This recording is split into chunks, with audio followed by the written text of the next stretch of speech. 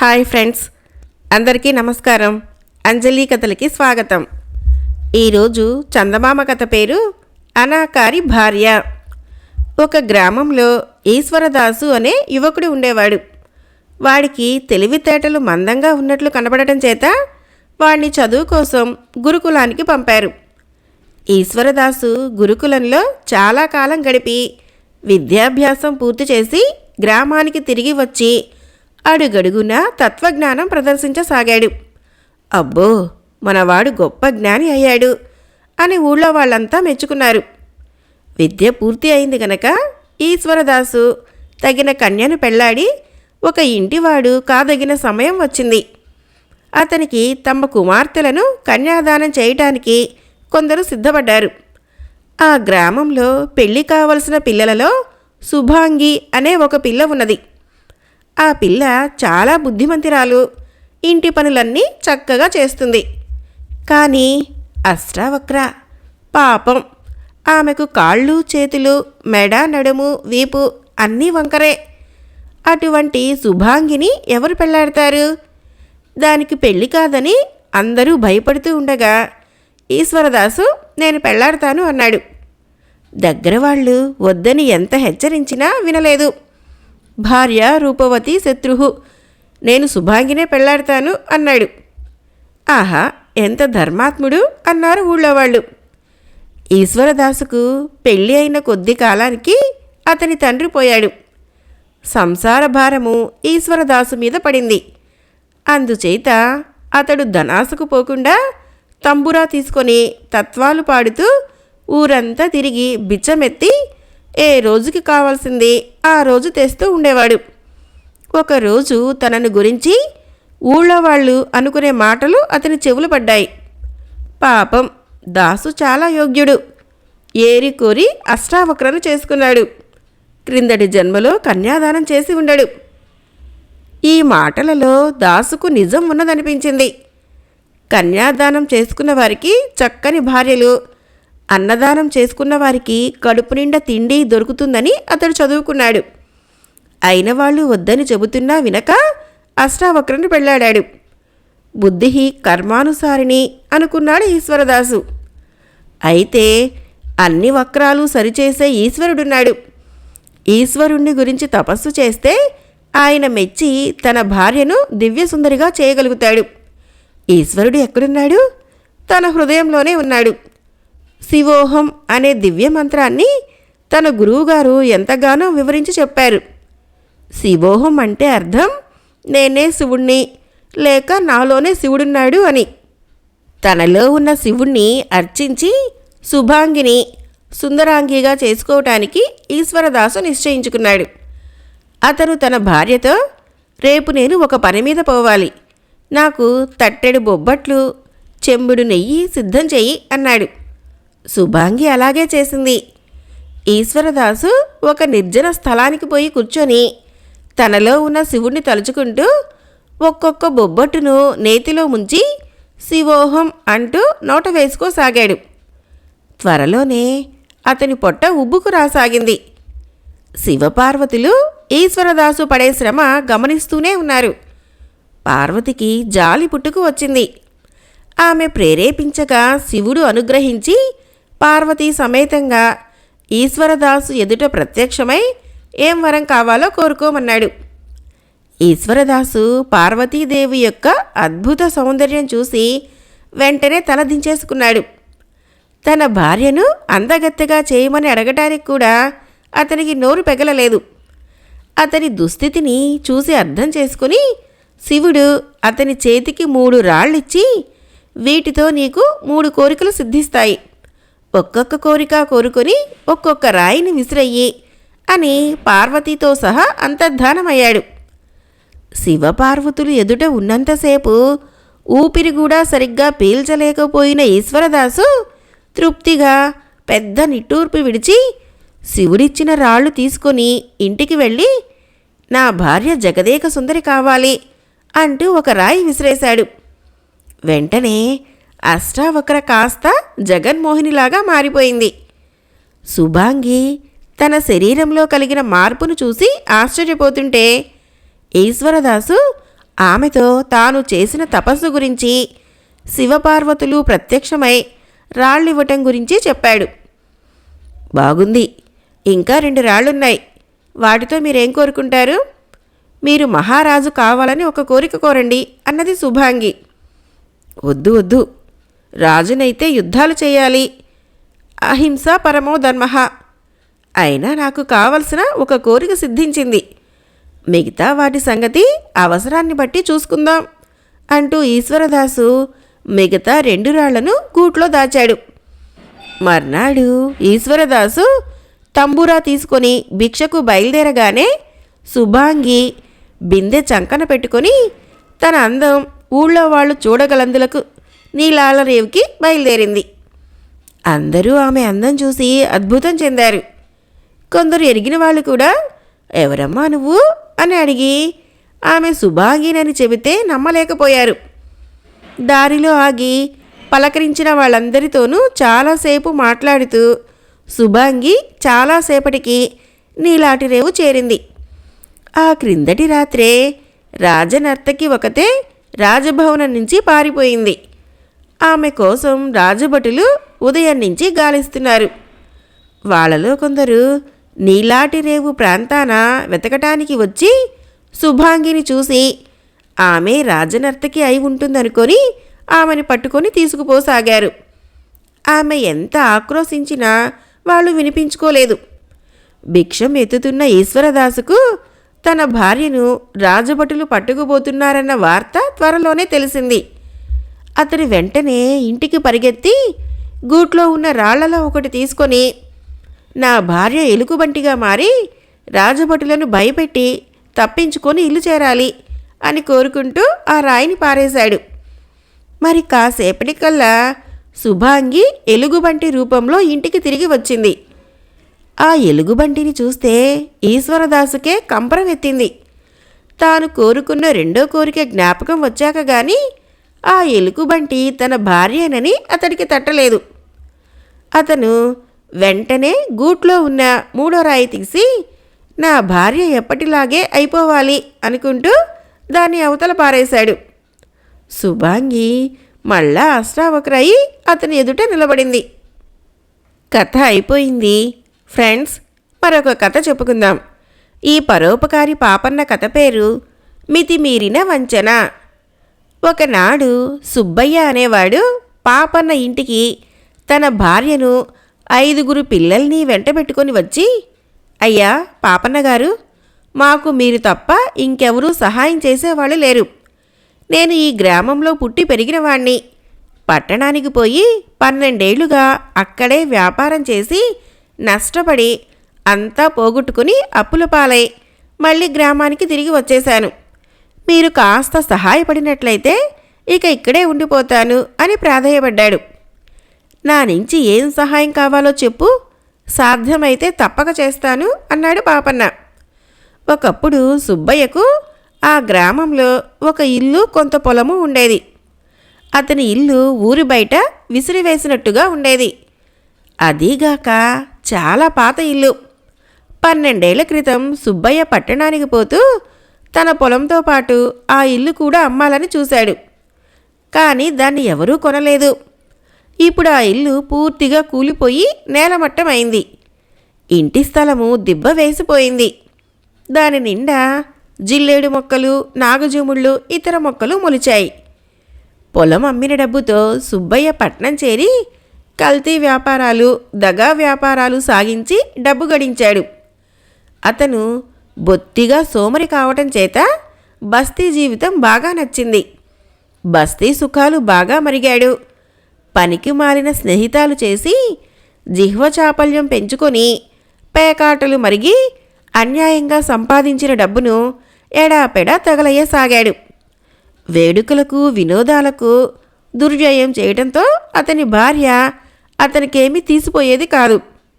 చివరకు ఉన్నదంతా పోగొట్టుకొని అప్పుల పాలై వ్యాపారం దివాళా ఎత్తి సుబ్బయ్య తన గ్రామానికి సకుటుంబంగా తిరిగి వచ్చాడు.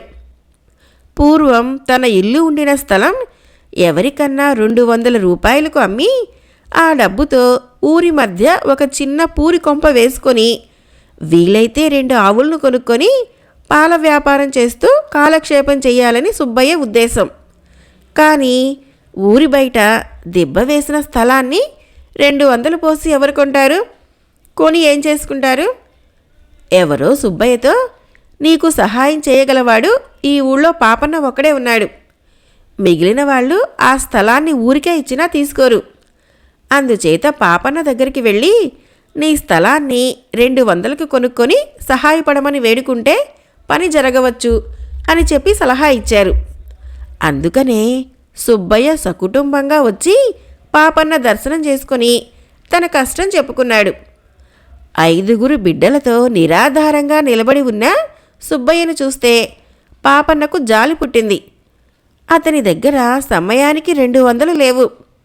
అయినా మీనాక్షి నగలు తాకట్టు పెట్టి 200 భర్తీ చేసి క్రయపత్రం రాయించి సుబ్బయ్య స్థలం కొనుక్కున్నాడు.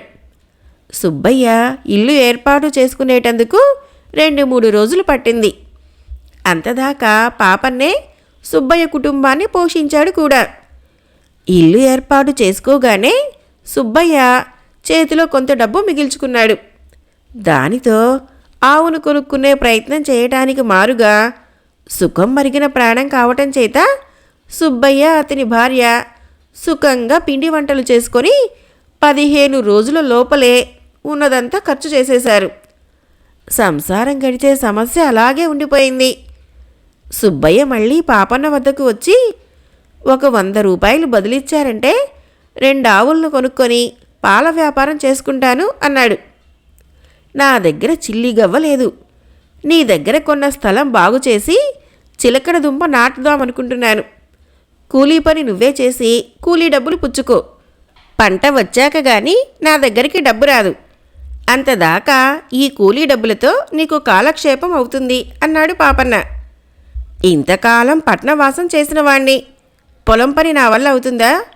పార పట్టుకోవటం కూడా నాకు చేతగాదు. సరే, మీ పంట రానివ్వండి, అంతదాకా ఎలాగో గడుపుకుంటాను అన్నాడు సుబ్బయ్య.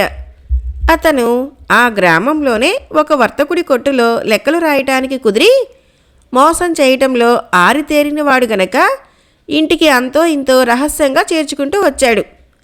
పాపన్న తాను కొన్న స్థలాన్ని తానే స్వయంగా బాగు చేసుకోవటానికి పూనుకొని కొడవలి, పలుగు, పార తీసుకొని బయలుదేరాడు. ఆ దిబ్బ మీద పెరిగిన పిచ్చి మొక్కలన్నింటినీ కొట్టేసి పలుగుతో తవ్వనారంభించాడు. అలా తవ్వుతూ ఉండగా ఒకచోట చక్కని నాగశిల దొరికింది. దాన్ని ఎక్కడైనా మంచి చోట ప్రతిష్ఠ చేయించుదామని అతను పైకి తీసి ఒకచోట పెట్టేటప్పుడు ఆ శిల క్రిందనే గుంటలో ఒక చిన్న కుండ దొరికింది. ఆ కుండకు మూత బిగించి ఉన్నది. కుండను ఆడిస్తే లోపల డబ్బు ఉన్నట్లుగా గలగలా శబ్దమైంది. సుబ్బయ్య అదృష్టం, సమయానికి డబ్బు దొరికింది అనుకుంటూ పాపన్న ఆ కుండను అలాగే తీసుకుపోయి సుబ్బయ్యకిచ్చి, ఇదిగో సుబ్బయ్య, మీ పూర్వీకులెవరో మీ స్థలంలో పాతిపెట్టుకున్న డబ్బు, ఎంత ఉన్నది ఎంచి చూసుకొని ఆవుల్ని కొనుక్కో అన్నాడు.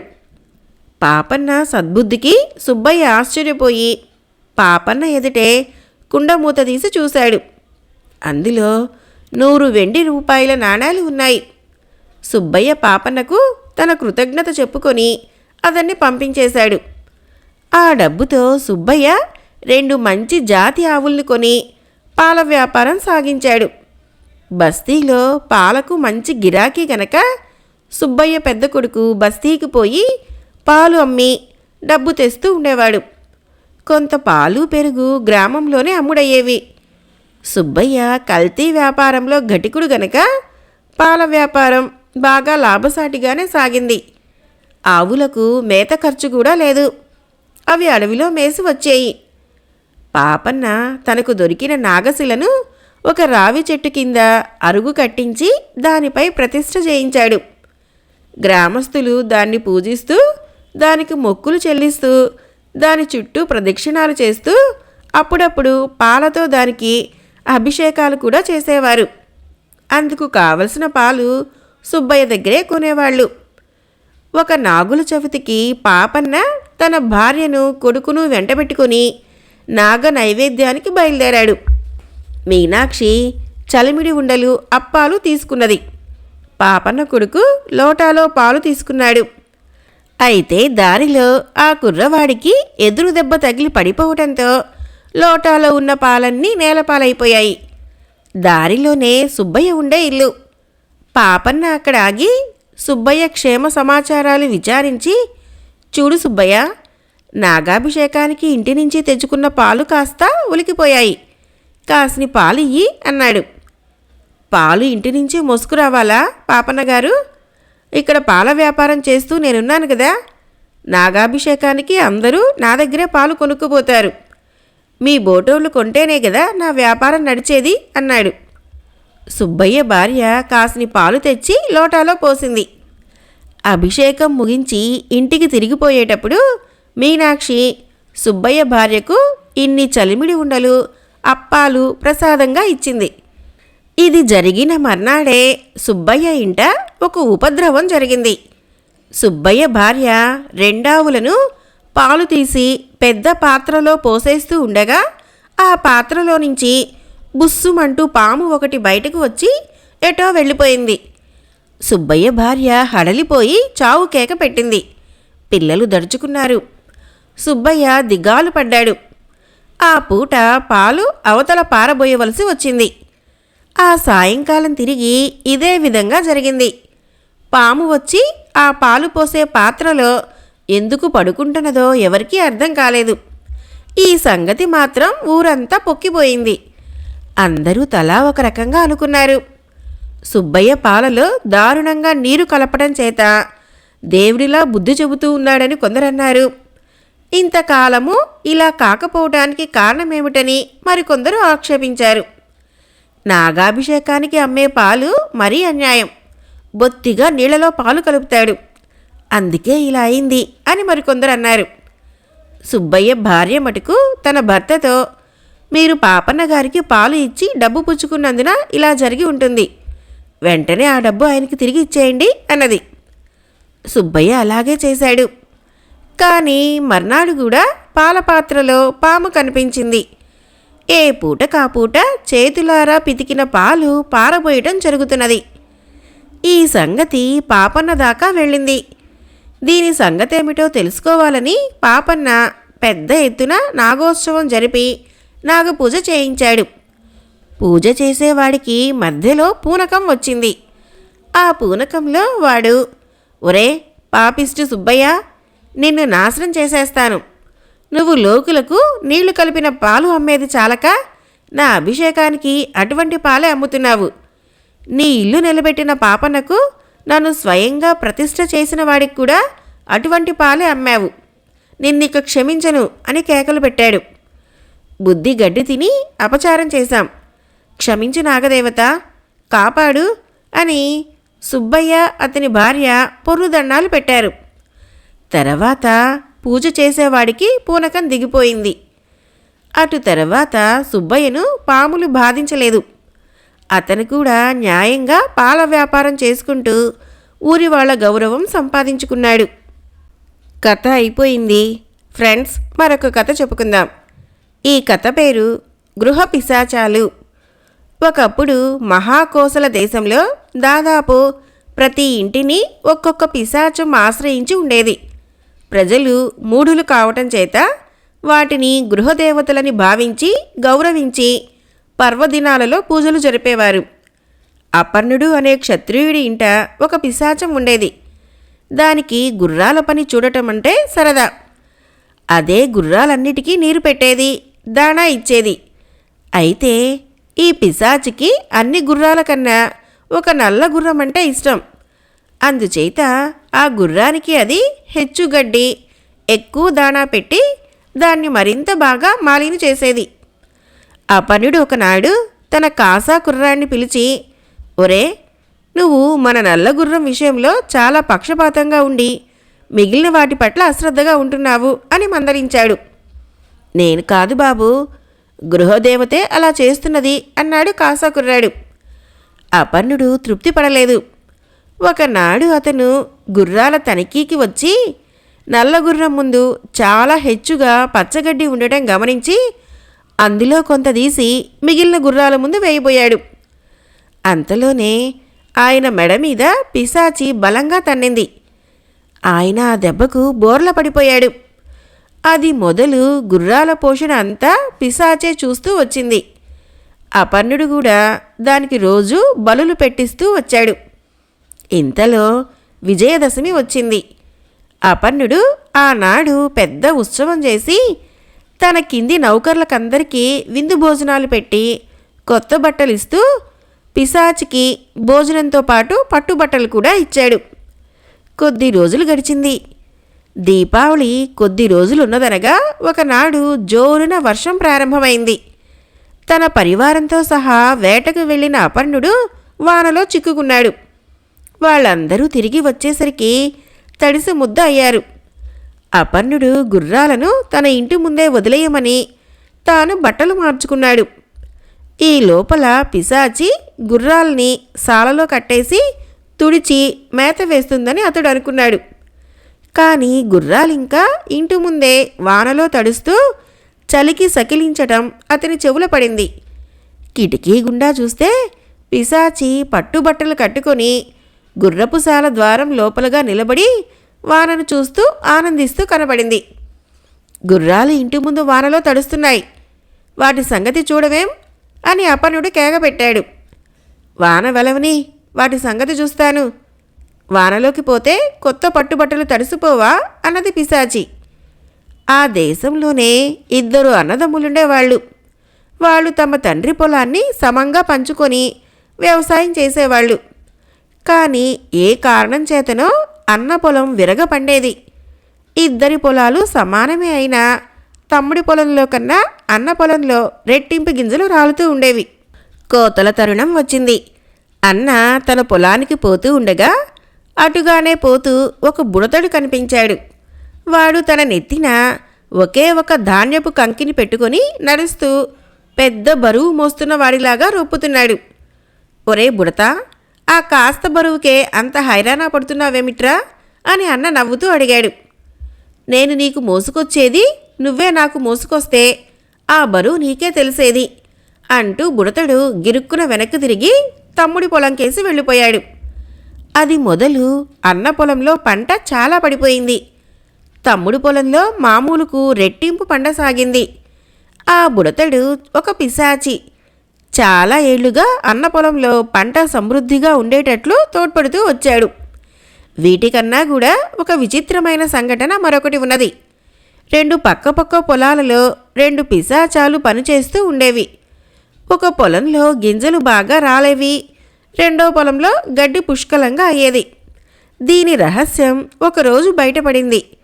ఒక పిశాచి రెండో పొలం నుంచి ధాన్యం కాజేసేది, రెండోది మొదటి పొలం నుంచి గడ్డి కాజేసేది. ఇలా దొంగతనం చేస్తూ ఒకసారి 2 పిశాచాలు ఒకదానికొకటి దొరికిపోయాయి. మా పొలంలో ధాన్యం కాజేస్తావురా అన్నది ఒక పిశాచి. మా పొలంలో గడ్డి కాజేస్తున్నది నువ్వా అన్నది రెండో పిశాచి.